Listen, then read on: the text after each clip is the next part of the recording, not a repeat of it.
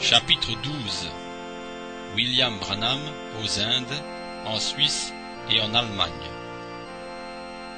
Vision des 300 000 hindous. Pendant 8 mois, frère Branham pria et supplia Dieu de le délivrer de la maladie qu'il avait frappé lors de son voyage en Afrique du Sud, l'amibiase africaine. Il alla voir le médecin, et son état était si grave qu'il pouvait à peine prêcher. Mais Dieu semblait sourd à ses prières. Puis un soir, il eut une vision. Laissons frère Branham lui-même nous la raconter. Ce soir-là, j'étais seul dans ma chambre. Ma femme et mes 2 petites filles étaient dans la chambre à côté. C'était vers 3 heures du matin, et je pensais, que me réserve le futur? Quand sera-t-il de l'avenir? Et comme j'étais couché sur mon lit, j'eus une vision. Quelqu'un vint vers moi, l'air sévère. Il me dit, « Tu pensais à ce que serait ton futur ?» Je répondis, « Oui. » Il prit une feuille de papier, la plia et la jeta en l'air, et ajouta, « Ton avenir est clair. » Puis la vision disparut. Je dis, « Oh Dieu, je voulais tellement te parler. Si ton serviteur a trouvé grâce à tes yeux, permets que la puissance du Saint-Esprit revienne sur moi. » Et alors je la sentis venir. Je le vis venir à nouveau vers moi. Et il dit, « Tu es inquiet au sujet de ta maladie. » Je dis, « Oui. Me quittera-t-elle jamais? Et m'ennuiera-t-elle encore? » Il répondit, « Plus jamais. » Cela régla la question. Et l'ange ajouta, « Tu pensais à la manière dont tu devrais conduire tes réunions. Certains te suggèrent de faire comme les autres prédicateurs, mais fais simplement ce que je te montrerai. Quelle que soit la réunion, laisse-la pourvoir à elle-même. » Et alors il m'enleva dans l'esprit et me plaça au même endroit où j'étais à Durban en Afrique du Sud, devant des milliers de personnes. J'étais au nord, et devant moi était ce grand rassemblement de Durban, exactement la même réunion. Les gens disparaissaient en s'élevant du sol vers l'ouest. Ils disparaissaient vers l'ouest. Et juste à ce moment-là, je regardais de nouveau devant moi, dans cette direction, c'était vers le sud, et il y avait un nouveau rassemblement, plus grand que l'autre ne l'avait été. Il y avait des gens merveilleux, hommes et femmes louant Dieu, avec leurs mains levées. Je dis, sont-ils tous des gens de couleur blanche? Je regardai, et je vis des Africains, cette grande race noire qui se tenait là. Et juste à ce moment-là, j'entendis quelque chose faisant tout simplement un vrombissement comme une dynamo en marche. Je levai les yeux, et voici qu'arrivait un autre ange. Celui qui se tenait à mes côtés était le même homme qui me parle toujours. Il avait allumé une grande lumière oscillante, et cet ange m'attrapa par les épaules et me tourna vers l'est. Et tandis que je regardais à l'est, jamais je ne vis autant de gens de ma vie. Ils n'étaient pas africains. Ils étaient enroulés dans des étoffes semblables à ce que les Indiens portent aux environs de Calcutta. Ils étaient des hommes assez maigres. Ils avaient les mains levées et louaient Dieu. Ils criaient mon nom tant qu'ils le pouvaient. Je regardais. L'ange se tenait au-dessus de moi. Il avait cette grande lumière oscillante dans sa main, et il la tourna vers les champs et les collines. Aussi loin que je puisse voir, ce n'était rien d'autre qu'une foule de gens. L'ange dit, « J'entendis le nombre aussi clairement que vous m'entendez. Ils seront 300 000 à cette réunion. » Et je m'écroulai sans force sur le plancher. Après un certain temps, l'ange revint, prit ma Bible, la leva au-dessus de ma table en la rapprochant de moi, et l'ouvrit à l'endroit où Paul, dans la tempête, dit, « Ô homme, il fallait m'écouter et ne pas partir de Crète. Un ange de Dieu à qui j'appartiens et que je sers m'est apparu cette nuit et m'a dit, « Paul, ne crains point. » Acte 27, 21. Ensuite l'ange tourna au livre de Josué, et il pointa de son doigt le verset où il est écrit, « Nul ne tiendra devant toi. Tant que tu vivras, je serai avec toi comme j'ai été avec Moïse, je ne te délaisserai point. Je ne t'abandonnerai point. Fortifie-toi et prends courage. Josué 1,5. Lorsque je sortis de la vision, je priai. Mon Seigneur et mon Dieu, je te remercie. Je reconnais les épreuves et le châtiment que tu me donnes quand je te désobéis. Mais à partir de maintenant, Seigneur, je ne m'associerai plus jamais à aucun groupe que ce soit, prédicateur, gérant, etc., et je serai libre de faire ce que tu veux. J'irai seulement où tu me diras d'aller, et je ferai ce que tu me diras de faire pour le reste de ma vie, et toujours j'essaierai de faire comme tu veux. La vision avait duré environ 3 heures et j'étais fatigué. Ma femme bien-aimée, avec le bébé dans les bras, frappa doucement. Elle dit « Bill, quelque chose est arrivé. » Je dis « Qu'est-ce qui se passe ?» Elle répondit « À 3 heures ce matin, le bébé s'est réveillé et j'ai voulu entrer dans ta chambre. Mais quelque chose m'a arrêté et m'a dit, avant même que j'arrive, « N'entre pas là, il y a une vision qui ne peut être interrompue. » Je lui dis, « Oui, chérie, quelle grâce merveilleuse. » Et je lui racontai la vision. Je pris ma Bible et écrivis cette vision au complet sur une page pour m'en souvenir exactement. Nous sommes allés déjeuner, et voici que ma belle-mère, une chrétienne affermie, arriva et me dit, « Que se passe-t-il ici ce matin ?» Je commençais à peine ma vaisselle que soudain, une voix m'ordonna, « Va chez Billy tout de suite. » Je répondis, « Sir Broy, l'ange du Seigneur m'est apparu et m'a dit d'oublier ma maladie. Il m'a aussi dit que j'aurais une réunion qui rassemblerait 300 000 personnes. Mon ministère ne fait que commencer. »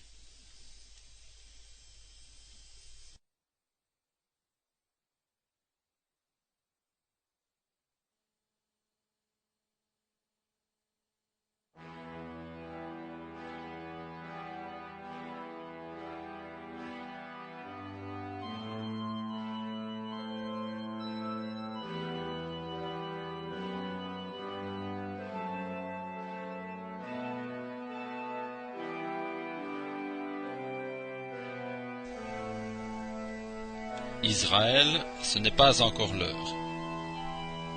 Frère Branham raconte ici un événement qui arriva pendant qu'il faisait escale au Caire en Égypte, alors qu'il se rendait aux Indes. Lewi Petrus de Stockholm en Suède, surintendant des églises de Philadelphie, a envoyé 1 million de Nouveaux Testaments aux Juifs. J'en ai un que je garde en souvenir de lui. Ils lirent ces livres et dirent, « Eh bien, si ce Jésus est le Messie, s'il est mort et que son esprit est revenu sous la forme du Saint-Esprit, alors regardons-le accomplir le signe du prophète, et alors nous croirons en lui. » Tout s'arrangeait parfaitement.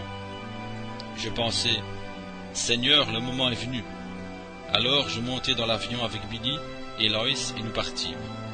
J'allais aux Indes et je pensais, « Sur le chemin du retour, je ferai un petit crochet par là, et j'apporterai le message aux Juifs, et ils diront, voici la vérité. Les Juifs croient toujours leur prophète, nous savons cela. Dieu leur a dit que le Messie serait un prophète, et ils croient leur prophète. Dieu a dit, s'il y a un homme parmi vous qui est prophète ou voyant, je lui parlerai dans des visions. Et si ce qu'il dit arrive, alors écoutez-le, car je suis avec lui. Mais si cela n'arrive pas, alors n'ayez rien à faire avec ce prophète, car je ne suis pas avec lui. Mais si ce qu'il dit arrive, alors écoutez-le, car je suis avec lui. » Les Juifs savent cela. Je pensais, oh, ne serait-ce pas merveilleux? Je vais tâcher d'en faire venir 4 ou 5 000 de ceux qui lisent la Bible et qui disent, si c'est le Messie, voyons-le accomplir le signe du prophète. Je me disais, quelle scène magnifique ce sera. J'avais mon billet à la main, et dans 30 minutes environ, on devait annoncer le départ de l'avion de la ligne aérienne arabe. J'étais là-bas au Caire, et je pensais, gloire à Dieu. Dans 2 heures, les Juifs recevront la même chose que leurs ancêtres le jour de Pentecôte. C'est absolument certain. Je leur dirai, choisissez vous-même parmi vous un groupe d'hommes, et amenez-les ici pour voir s'il est encore le Messie. Et ensuite, je leur dirai, sur la base même où vos ancêtres ont rejeté le Messie, recevez-le. Levez vos mains, et vous recevrez le Saint-Esprit à l'instant même. et alors ils évangéliseraient leur pays après l'avoir reçu. Je ne toucherai que le centre nerveux, le chef, et les laisserai commencer cela. Mais quelque chose me frappa, et dit, n'y va pas maintenant, car l'heure n'est pas encore venue. Vous voyez, le temps des nations n'est pas encore accompli, leur jour n'est pas fini. Je pensai, oh, cela vient seulement de moi. Alors je continuai, mais cela devint si fort au point que je ne pouvais plus le supporter. J'allai derrière un hangar, je baissai la tête et dis, Père, est-ce bien toi qui me parles? Il me répondit, ne va pas en Israël maintenant, l'heure n'est pas encore venue. Alors j'ai simplement fait modifier mon billet, puis j'ai continué ma route et je suis parti dans l'autre direction parce que l'heure n'était pas encore venue.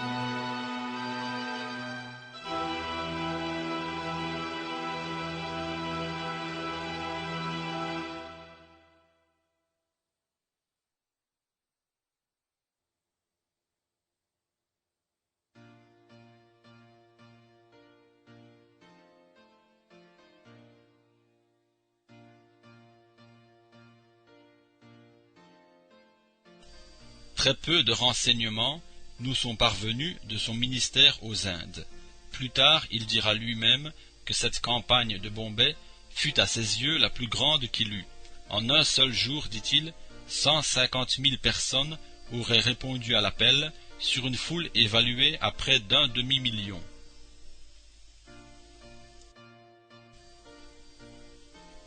Défi aux hindous.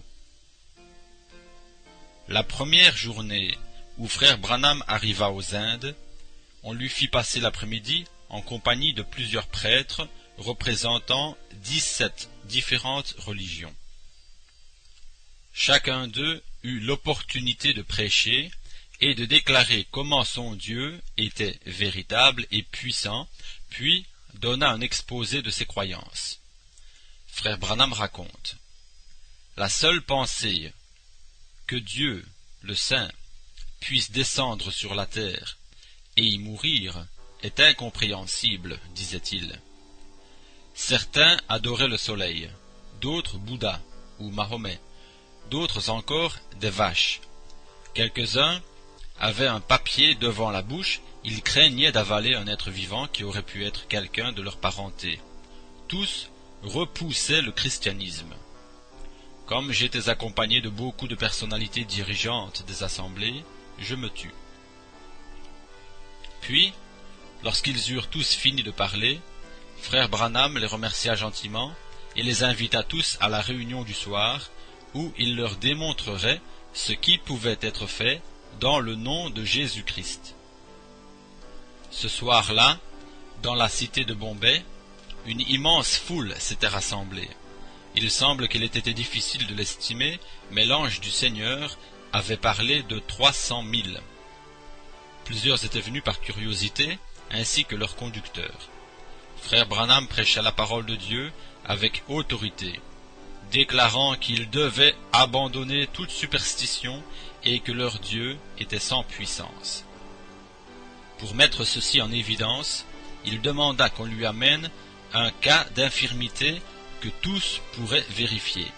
On fit venir le mendiant le plus connu de la ville. Laissons le prophète poursuivre. Lorsque cet homme fut proche de moi, j'eus une vision à son sujet. Je connus son état. Il était adorateur du soleil et complètement aveugle depuis 20 ans. Je le regardai de nouveau et je le vis en vision, marchant, ayant l'organe visuel normal. Je dis alors à la foule assemblée: vous avez dénigré le christianisme aujourd'hui. Il y a ici un homme tout à fait aveugle. Il y a un médecin ici présent qui peut le sculpter. Si donc Jésus n'est pas Dieu, mais que Bouddha, Mahomet ou quelque autre le soit, qu'il guérisse cet aveugle maintenant. Moi je vous dis que Dieu peut rendre la vue à cet aveugle. Je disais cela parce que j'avais eu cette vision à son sujet. Je demandais alors à tous les auditeurs s'ils jetteraient leur Dieu mort et s'ils serviraient le Dieu vivant, si Dieu rendait la vue à cet aveugle. Ils dirent oui, nous le ferions. Et lorsque je priais ce soir-là pour cet homme, Dieu lui rendit la vue. Il courait de tous côtés et alla embrasser le maire de la ville. Sur ce, des milliers de personnes acceptèrent Christ. Alors, comme si une brèche s'était produite dans les armées démoniaques, les pauvres gens essayèrent de s'approcher de frère Branham. Du seul fait de le toucher, ils étaient guéris. Ce fut le cas le plus remarquable, parce qu'il produisit une profonde impression sur la foule. Les réunions qui suivirent ne furent pas moins glorieuses que celles tenues en Afrique du Sud.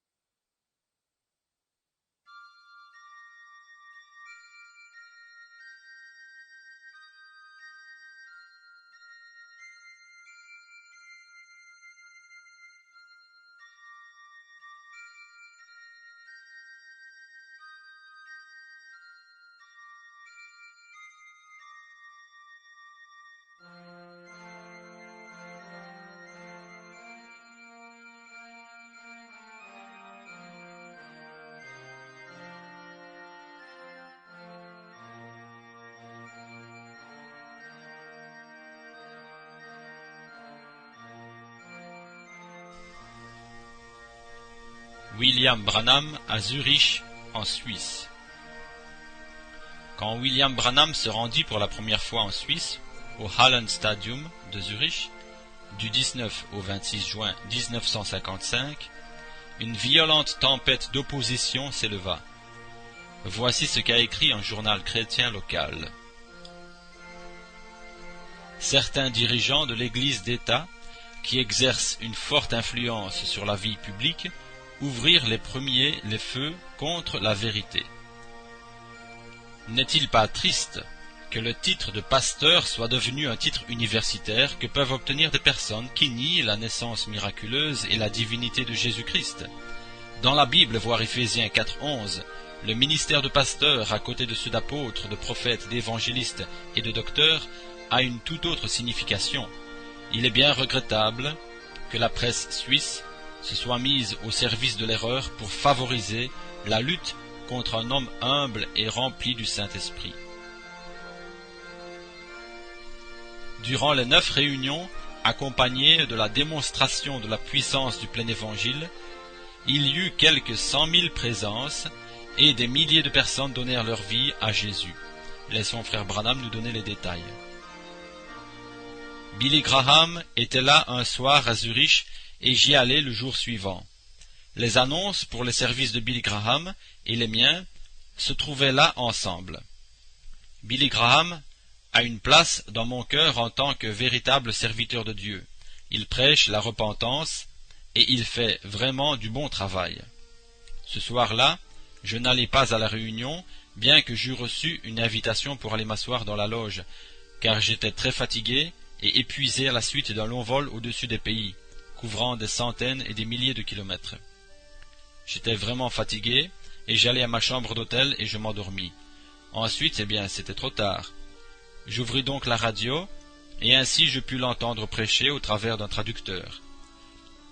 Le matin suivant, lorsque les journaux sortirent, je vis alors quels reproches il faisait à Billy Graham. L'Église, dans sa majorité, reniait ou se défendait d'avoir invité une telle personne dans ce pays. Il disait qu'il avait mis une permanente dans ses cheveux, et lorsqu'il venait là sur l'estrade, il paraissait sortir d'une boîte plutôt que d'être simplement comme un serviteur de Dieu.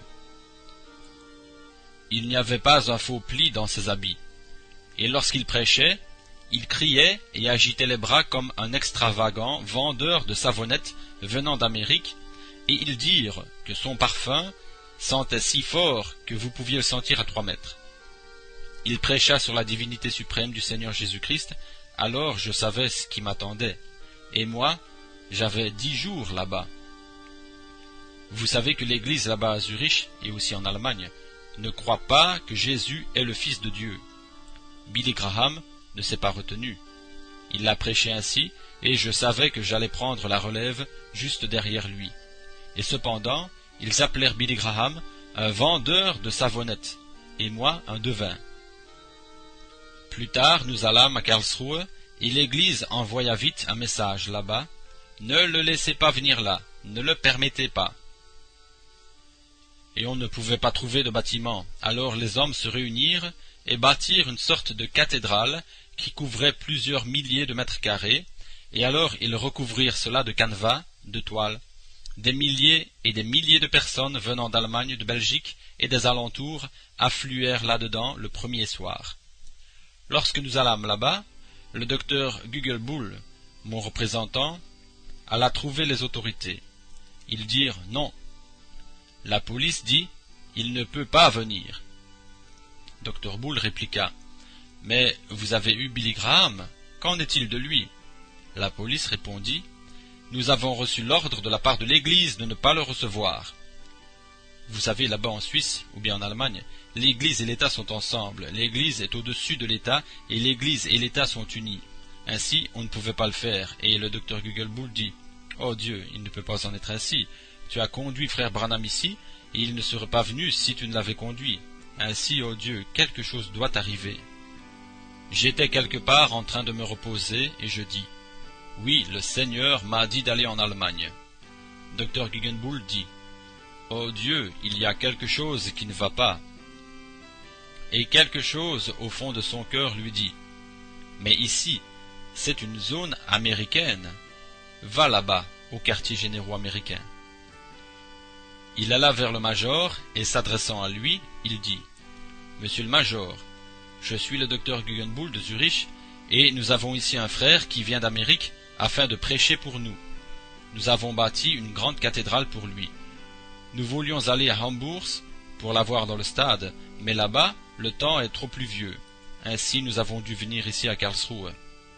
Nous l'avons fait venir ici, et il se sent conduit à venir, mais l'Église a refusé de laisser notre frère entrer. Ils ont eu Billy Graham ici, ils l'ont laissé entrer. » Le major dit « Eh bien, s'ils ont laissé Billy Graham venir, ils devraient laisser venir ce frère. Cet endroit est contrôlé par l'Amérique. » Dr Gugelbull dit « Eh bien, je vous le dis, ils ne veulent pas le laisser entrer. » Le major demanda « Mais pourquoi ne veulent-ils pas qu'il vienne ?» Eh bien, cher monsieur, voilà la raison. C'est parce que notre frère prie pour les malades et qu'il a du succès. Et ils sont contre le surnaturel de Dieu.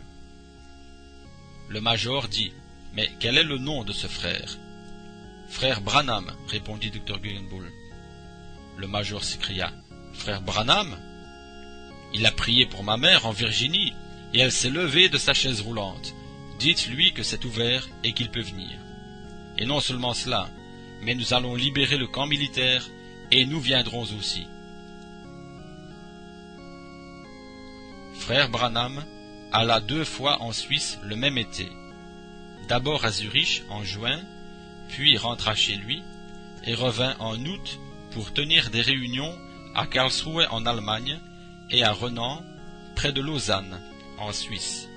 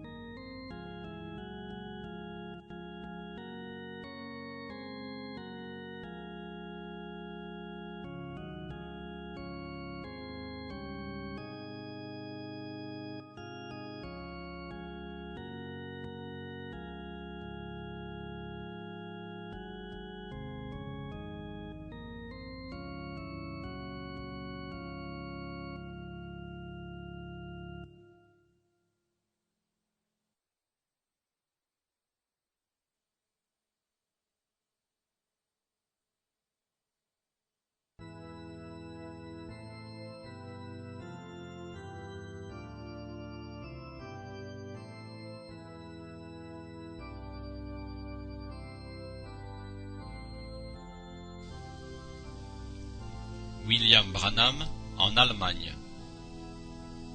L'équipe Branham, composée de son fils Billy Paul, du frère Arganbright et du frère Bosworth, prit l'avion à New York le 11 août 1955. Les réunions commencèrent le lendemain à Karlsruhe en Allemagne.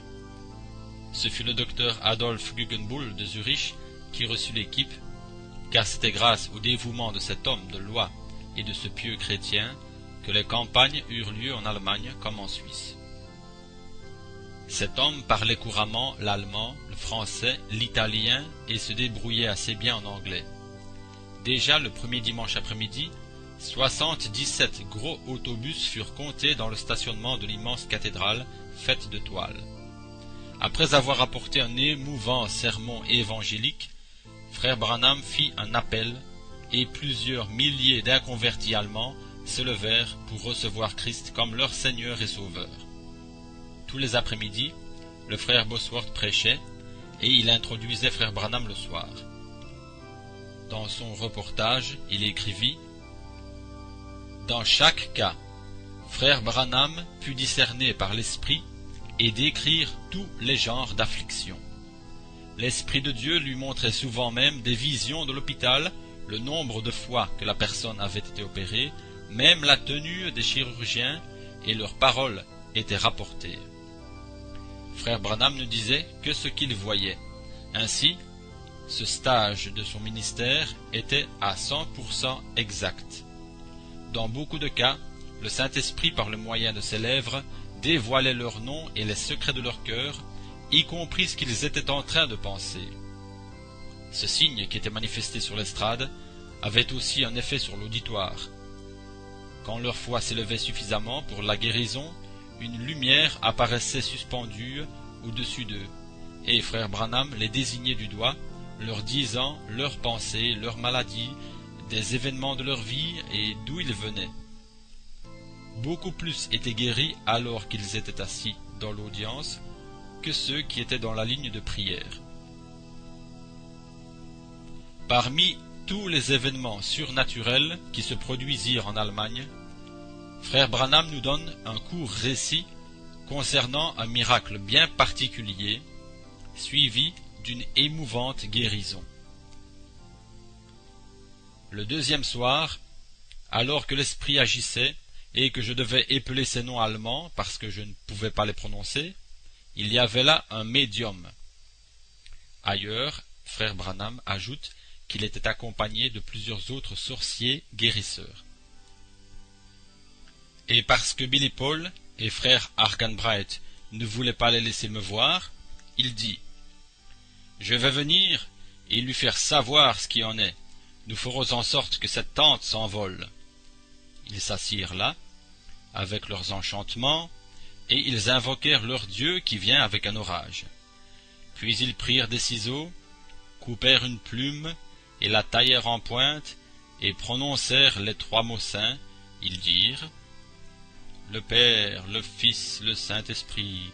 Ouh, le Père, le Fils, le Saint-Esprit. Ah !» Ils faisaient ainsi, et l'orage vint effectivement. Assurément, Satan est le prince de la puissance de l'air. Cette énorme tente aurait pu couvrir presque tout un quartier. Elle avait une armature de bois sur laquelle la toile était fixée. Le vent s'engouffra là-dessous et la souleva. Ce vent soufflait et les éclairs brillaient, mais je continuais néanmoins à prêcher. Et lorsque je vis que les gens devenaient nerveux, je regardai un peu autour, et je vis l'un d'eux s'incliner et être entouré de démons, mais non liés. Alors je dis au frère Lauster, « Ne traduisez pas ceci. » Puis je dis, « Toi, enfant du diable, il se peut que tu puisses faire des miracles, c'est juste, mais je t'expose ici. La Bible dit, de même que Janès et Jambres s'opposèrent à Moïse, de même ceux-ci le feront, l'Antichrist ayant la puissance d'accomplir des miracles. Mais tu as peur de toucher au surnaturel de Dieu, parce que tu as osé faire cette chose-là, tu payeras pour cela. » Je priai, « Seigneur Dieu, Créateur des cieux et de la terre, c'est toi qui m'as envoyé ici et j'ai posé mon pied sur ce sol allemand au nom de Jésus-Christ, parce que c'est toi qui m'as envoyé ici. Et ce nuage n'a aucune puissance sur moi. Il n'en a aucune parce que je suis oint et envoyé ici pour le salut de ces gens. Nuage, je t'ordonne au nom de Jésus de partir d'ici. Environ 10 minutes plus tard, l'orage se dissipa et le soleil se mit à briller majestueusement. Et ce soir-là, on emporta ce médium estropié. Les gens entrèrent dans l'atmosphère lorsqu'ils virent la gloire de Dieu se manifester. À ce moment-là, ils commencèrent la ligne de prière, et je n'oublierai jamais ceci. Ils emmenèrent une petite fille sur l'estrade, une petite Allemande mignonne, avec ses tresses qui lui tombaient dans le dos. Son petit visage était blanc, et cette fillette était sur le point de basculer en bas de l'estrade. Il y avait plusieurs marches pour monter dessus, et quand je regardai, je me suis vite avancé pour la saisir. Et alors l'interprète commença à lui parler, et elle murmurait quelque chose disant « Je veux rencontrer l'homme qui va prier pour moi. » C'était une enfant aveugle, et l'interprète lui dit « Mais c'est lui qui te tient maintenant. » Elle commença à me tâter avec ses petites mains, elle mit ses petits bras autour de moi, et posa sa tête sur mon épaule. Oh, je pensais à ma petite Becky. Je mis mes bras autour d'elle, et je pensai. Oh, pauvre petit être. Je l'entendis pleurer. Je relevai la tête, et je vis que ses yeux étaient blancs. Et là, par la grâce de Dieu, j'eus une vision, et je vis cette petite fille dans les bras de sa mère et le docteur qui l'auscultait. Elle était aveugle de naissance. La mère était grande et mince, avec des cheveux blonds. Le père était un homme plus petit, de forte corpulence, et avec des cheveux foncés. Je dis d'où il venait et racontai la vision. Je vis cette petite fille qui devenait comme une ombre, et la vis qui marchait avec ses bras en l'air. Elle parlait et pointait du doigt différentes choses. Je savais que le Dieu du ciel vivait et régnait. Je commençai à prier pour elle, et alors elle leva les yeux vers moi. Ses petits yeux brillaient et étincelaient. Elle murmura quelque chose, et le traducteur, baissant les yeux, dit « Frère Branham, elle peut voir. » Je fis « Gardez-le pour vous pendant quelques minutes. » J'ajoutai « Qu'est-elle en train de dire ?» Elle demande « Que sont ces choses là-bas ?» C'étaient des lumières. Alors qu'elle me regardait, elle se mit à sangloter. Tout l'auditoire se trouvait sous une influence céleste. Le diable se trouvait paralysé. La mère poussa un cri, elle se mit à courir aussi vite que possible, perdant ses chaussures derrière elle. Elle monta sur l'estrade et entoura son enfant de ses bras. L'enfant lui dit « Mais es-tu ma mère ?» C'était la première fois qu'elle la voyait. Elle dit « Oh maman, tu es si belle, maman. »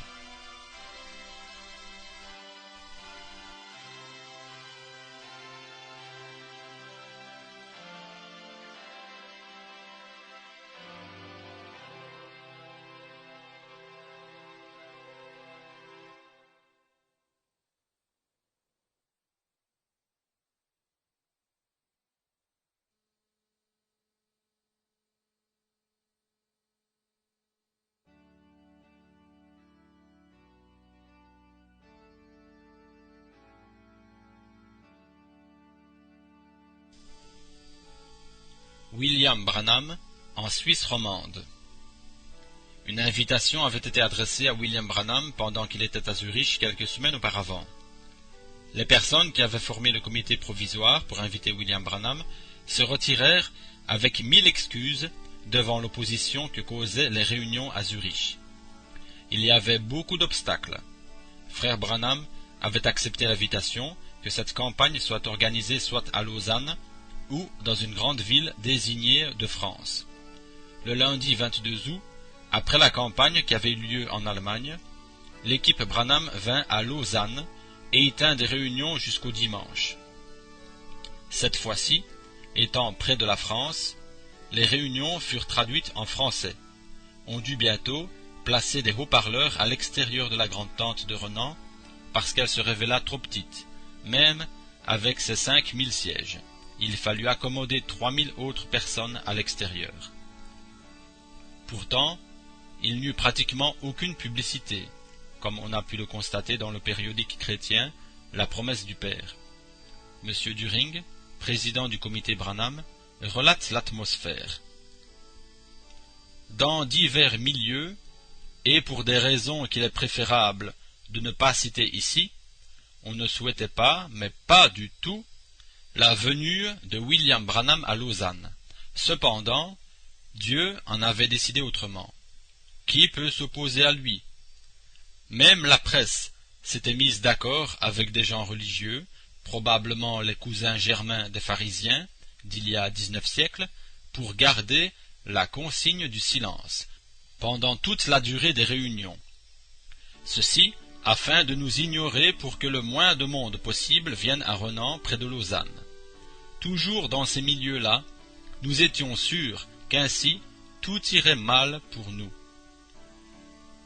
Beaucoup de témoignages ont été rapportés et nous en avons fait un chapitre dans les pages qui suivent. Un fait remarquable se produisit lors d'une rencontre pastorale samedi matin le 27 août dans un hôtel de Lausanne. Plus de 70 prédicateurs, dont quelques pasteurs de l'Église nationale et de l'Église libre du canton de Varan, répondirent à l'invitation. Frère Branham leur adressa une brève exhortation, les appelant à s'unir dans l'amour. Cet appel fit une si profonde impression qu'on vit certains ministres en larmes. Voici ce que relate le frère Bosworth. Au moment où frère Branham s'assoyait, avec le comité à la tête de 2 grandes tables qui se prolongeaient dans une autre salle, il eut une vision comme dans le cas du congressiste Upshaw en Californie. Frère Branham vit la vie détaillée d'un chef communiste italien qui s'était converti et qui avait 31 000 supporters en Italie. Cet homme était assis tout près de notre table, et malgré que frère Branham ne l'avait jamais vu, il décrivit sa vie, et lorsque son besoin de guérison fut révélé, il fut instantanément guéri. Pendant qu'il décrivait ce que le Saint-Esprit lui montrait en vision, une lumière apparut au-dessus de la tête de frère Branham, comme cela est arrivé souvent dans le passé. 3 photos furent prises par le reporter en chef, qui montrait la présence de cette lumière alors que la vie de ce communiste converti était décrite. 25 autres photos furent prises par la suite et aucune d'elles ne montra cette lumière. Pour terminer, voici un extrait d'un article paru à la suite d'une enquête faite sur le ministère de frère Branham. Lors de sa première venue à Renan, près de Lausanne, en 1955, William Branham fut l'objet de violentes attaques. Une grande et minutieuse enquête des autorités a permis d'établir la vérité sur le ministère de frère Branham. Le grief principal contre William Branham était celui de pratique illégale de la médecine. Le vendredi 8 octobre 1955, M. Bollens, préfet de Lausanne, a donné connaissance de son prononcé devant les mandataires des partis et la presse. Le lendemain, on pouvait voir dans les journaux les titres d'articles suivants: William Branham innocenté par la préfecture de Lausanne. William Branham et son comité libérés de toute poursuite. L'épilogue d'une affaire à rebondissement. William Branham ainsi que le comité de ses propagateurs libérés de toute poursuite par le préfet de Lausanne. Les journalistes, s'en référant au prononcé du préfet, écrivirent entre autres: Il faut reconnaître objectivement que les accusations portées contre Branham et les organisateurs de ces conférences étaient fragiles. D'une façon générale, il ressort à l'évidence des faits que rien d'attentatoire à la bienséance ou aux bonnes mœurs n'a marqué les réunions de Renan, comme d'ailleurs rien de préjudiciable aux institutions dans leur ensemble n'a été constaté à cette occasion. Sans vouloir entrer dans les discussions d'ordre théologique, et après avoir entendu le témoignage de 2 pasteurs lausannois qui ont assisté aux réunions de Renan, le magistrat enquêteur estime que du point de vue religieux, William Branham doit être considéré comme un prédicateur sérieux, possédant des connaissances bibliques profondes, dont la parole et le message religieux sont rigoureusement conformes à la lettre et à l'esprit des textes de la Bible. Ces témoins, comme d'autres d'ailleurs, ont ajouté que la bonne foi de William Branham leur a paru évidente et qu'il émanait de sa personne quelque chose de généreux, de convaincant et de chaleureux. Il faut aussi retenir que la guérison des malades par la prière ou par tout autre acte de foi est conforme également aux principes religieux tels qu'ils résultent des Écritures saintes. On doit admettre que l'intention et le but de William Branham était de mettre en évidence les bienfaits résultant d'un attachement aux croyances chrétiennes et que la guérison des malades est possible par un acte de foi des malades. William Branham n'a pas prescrit de traitement ni donné des indications thérapeutiques et n'a pas fait œuvre de guérisseur. Pour qu'il y ait diagnostic, il faut au moins un examen du malade ou du cas, de précision apportée par le malade de la description de ses affections. Le prédicateur a déclaré qu'il n'était que l'intermédiaire de la puissance divine qui le guidait et lui dictait ses révélations. L'imposition des mains, qui procède d'un rituel religieux, ne saurait en aucun cas être considérée comme un acte de guérisseur.